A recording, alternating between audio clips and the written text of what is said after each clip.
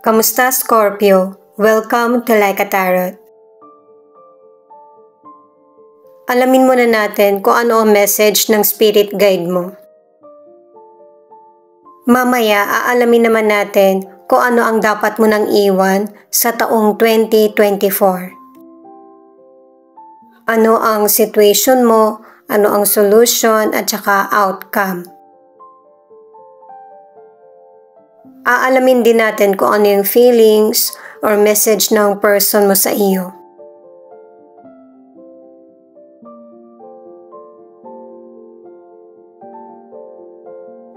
Whatever you are going through, remember God is in control. Kaya hindi mo kailangan ma-stress or mag-worry. 5-4. The number is proving that changes are good in your life. Trusting your abilities will get you the best in stressful situations. Magandang tip na ito sa'yo lalo na kung meron kang pinagdaraanan. Makakatulong yung changes at saka abilidad na meron ka. Ano ang dapat nang iwan sa taong 2024? Kaya pang taong 2024 lang itong reading na ito. Para sa mga bagong viewers, ang reading na ito ay guide reading lamang at saka hindi magre-resonate sa lahat. Kunin mo lang yung akma sa sitwasyon mo at kung kailan mo ito napanood, yun ang start ng 1 week reading para sa'yo. Ikaw na bahala magpalit kung si person mo ito o ikaw. Ito yung situation mo at saka ito yung dapat mo nang iwan. The Empress, the Emperor at the Star in reverse. Ang dapat mo nang iwan sa taong 2024 ay yung naranasan mong trauma at saka pag-aalala. Para masimulan mo yung taong 2025 na masaya ka. At saka dito sa mga cards, pwedeng pareho kayo ng person mo o kaya magulang mo ito na sobrang nag-aalala sa iyo. Na kahit na nakikita na maayos naman yung buhay mo. Kasi merong Scorpio na kahit nasa bahay ka na o kaya kasama mo yung family mo, ang isip mo trabaho. Dinadala mo yung trabaho mo sa bahay mo or meron kang negosyo na sa bahay mo ginagawa. Kasi sa career o negosyo, dahil sa maraming obligasyon, hindi ka makapag-holiday. Kahit na gustong-gusto mo na makapagpahinga or mag-enjoy man lang. Lalo na sa mga nakaraang buwan at saka sa mga susunod pa, magiging mas busy ka at saka itong pagkakataon na ito ay sinasamantala mo. Kasi maganda yung takbo ng karir mo o kaya negosyo. Merong magandang resulta yung paghihirap mo. At ang advice ng cards, kahit na merong challenges na dumarating sa karir mo o negosyo, mas mag-isip ka ng positibong paraan. At saka yung makapagpahinga ka rin para makaiwas sa pagkakamali. Kailangan maipahinga mo din yung katawan mo at saka isip kahit na masipag ka. Para sa ilang single, may potential person kang makikilala na may edad. Ang problema lang, hindi ka na naniniwala sa forever. Ang ilan sa inyo na nasa relationship, nagkakaroon ka ng negatibong kaisipan kasi yung person mo masyadong busy sa trabaho niya. Itong person mo ay responsable sa trabaho niya at saka family. The Moon, the Devil, Three of Wands. Meron ka rin namang naiisip na solusyon para sa sarili mo. Katulad ng magkaroon ka ng sarili mong career. Yun bang magawa mo naman yung mga bagay na gusto mo, hindi yung iniisip mo kasi yung iisipin ng person mo. Nakadalawang cards ka na yung person mo ay mapag-control. At may posibilidad din na itong person na ito ay ibang lahi. Gusto mo ng kalayaan. Sa financial, kung meron kang naiisip na merong nanlilin lang sa iyo, tama yung nasa isip mo. At saka kung ikaw yung kumikita, ikaw yung mag-control ng financial mo. Huwag basta-basta bigay ng bigay. Or gumagastos sa mga bagay na hindi mo nakikitaan ng magandang bunga. Para hindi mabaliwala yung mga pinaghirapan mo. At saka sa ilang single, kaya pala nawawalan ka ng pag-asa na makakahanap ka ng totoong pagmamahal. Kasi nasa stage ka pa lang ng paghahanap ng true love. At base sa mga sumunod na cards, hindi mo pa rin mahanap yung potential person. Meron ka pang dalawang mapagdadaanan na relasyon, pero dahil sa alam mo na, makakapag-ingat ka na. Mapaglaro itong person na ito, charming, at saka hindi siya nagseseryoso sa relasyon. At saka makakakilala ka rin ng person na hindi nagsasabi ng totoo. Masasangkot ka sa third party. Kaya huwag mong ibuhos lahat ng pagmamahal mo dun sa person or tiwala. Magtira ka ng respeto sa sarili para hindi mo maibubuhos lahat ng pagmamahal mo sa makakarelasyon. Ang ilan naman sa inyo na nasa relationship, hindi maganda talaga yung relasyon nyo ng person mo. Pero ang ipinapakita nyo ay okay kayo. Pero meron nang nakakaalam nito. Ito naman yung message or feelings ng person mo sa iyo.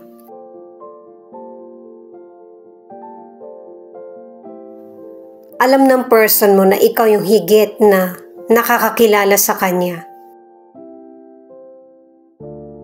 Kaya ka minamanipula ng person mo kasi nahihirapan din siyang i-let go ka dahil nga sa ikaw lang yung nakakakilala sa kanya at saka nakakaintindi.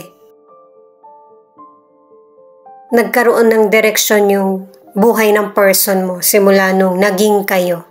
Kasi hindi rin niya alam kung ano yung buhay na nararapat para sa kanya.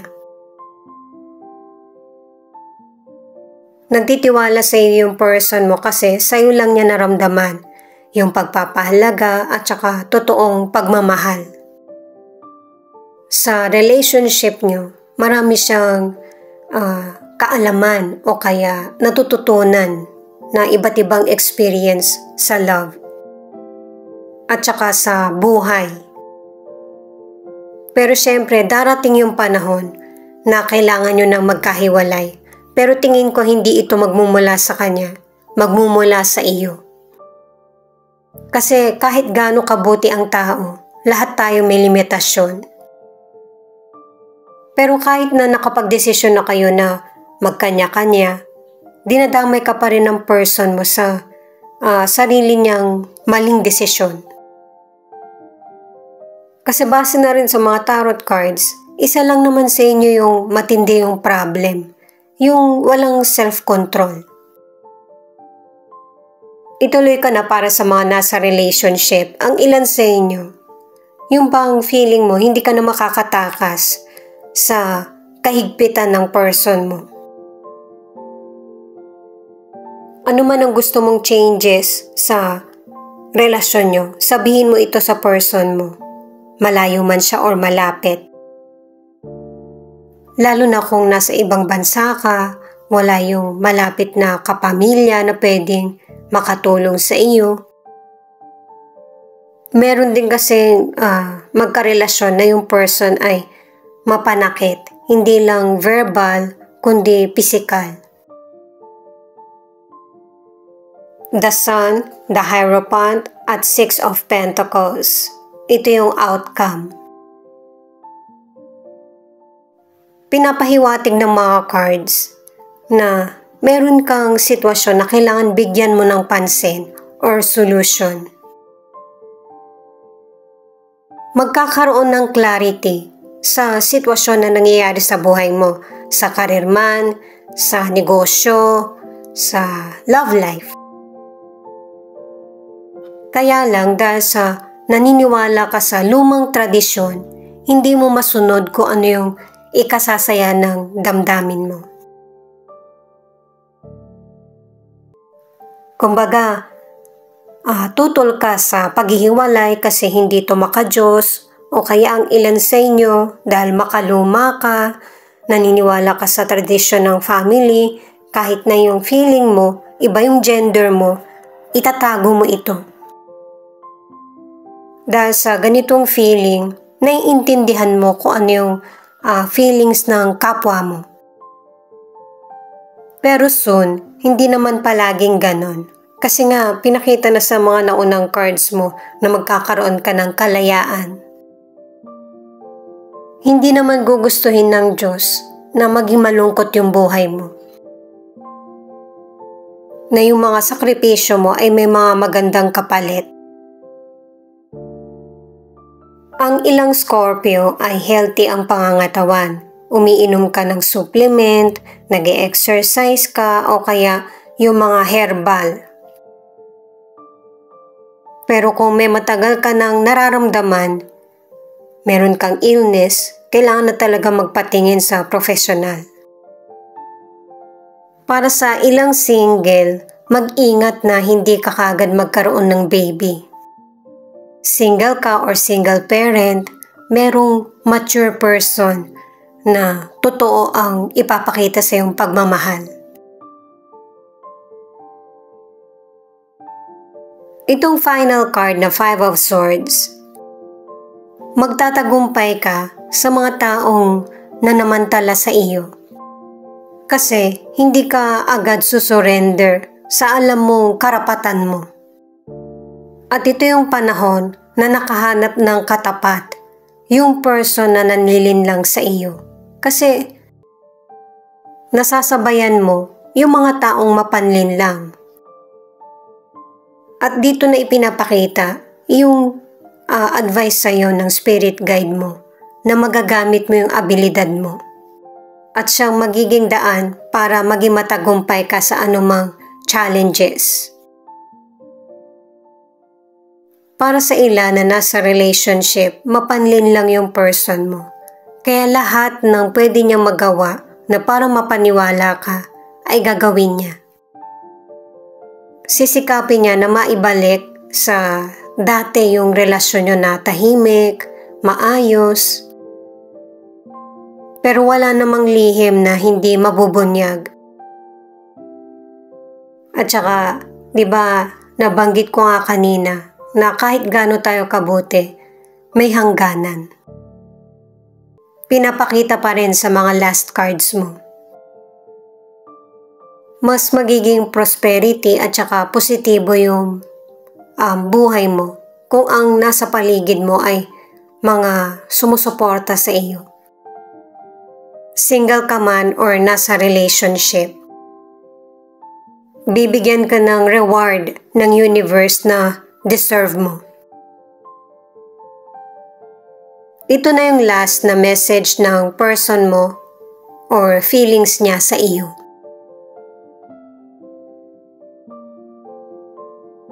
Dahil nga sa alam mo na yung mga katotohanan, yung person mo na ang natatakot siya na kumprontahin ka or makausap.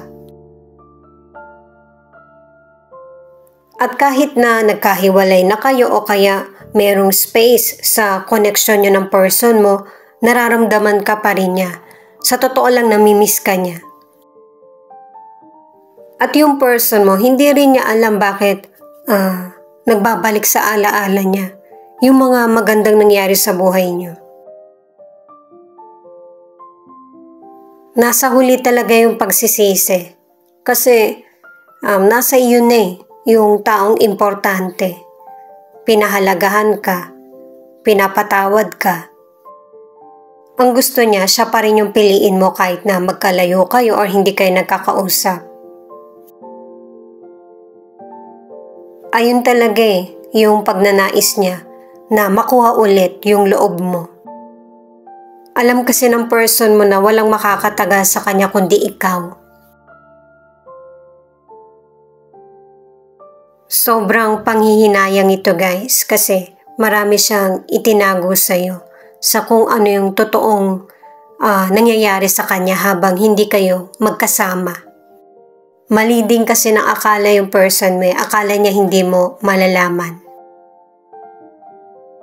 Ayan, napakalinaw. Gusto niya na mapatawad mo siya sa mga nagawa niya sa iyo. Hindi man ito mangyari ngayon, soon, inaasahan niya na ito yung mangyari, yung kapatawaran. Siya nga pala guys, thank you sa mga nag-like, share, comment, and subscribe. Ingat po kayo palagi saan man kayo naroon. Pwedeng hanggang dito sa charms makaresonate ka or hanggang sa mga cards lang. Ito yung ilan sa 12 zodiac sign na nangunguna sa reading na ito.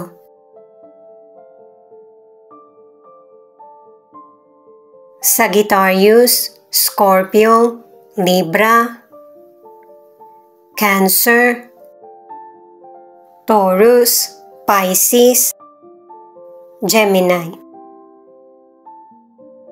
Ito naman yung ilan sa letra na posibleng andito yung letra ng pangalan ng person mo o kaya letra ng pangalan mo. V, L, C, H, G, A, O, S.